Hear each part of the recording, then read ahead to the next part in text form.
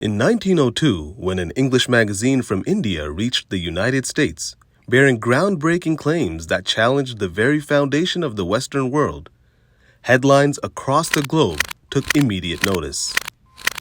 The magazine was launched in fulfillment of Hazrat Mirza Ghulam Ahmad's deep desire to show the excellences and truth of Islam to the West.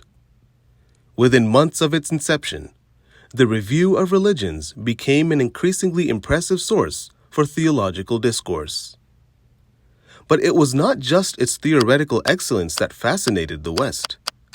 There were very current spiritual experiments being conducted on its pages that news media felt compelled to talk about.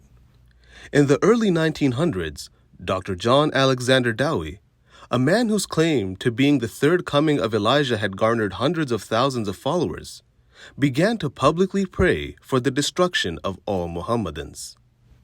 He spoke in extremely vilifying terms of its holy founder, the Holy Prophet Muhammad, peace and blessings of Allah be upon him.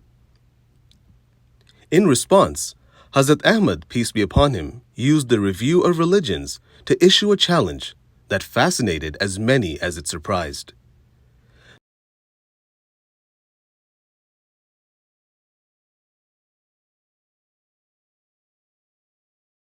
ये first edition Urdu में review religion जो हज़रत मसीह मौद ने खत लिखा था कि डोवी ने Those well acquainted with the history of this city will likely to be aware that the person who founded Zion was a Christian evangelist, Mr. Alexander Dowie, who claimed to have been sent by God from this city of Zion.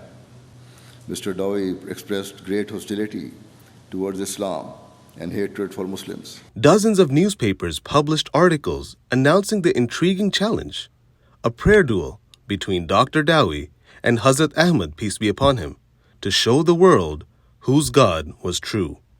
Since then, it has become one of the longest-running comparative religious magazines in the world.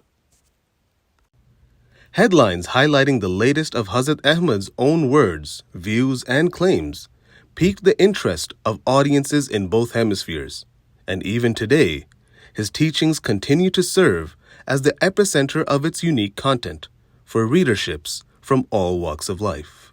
Some of the most notable thinkers of the time praised the excellent caliber of the Review of Religions.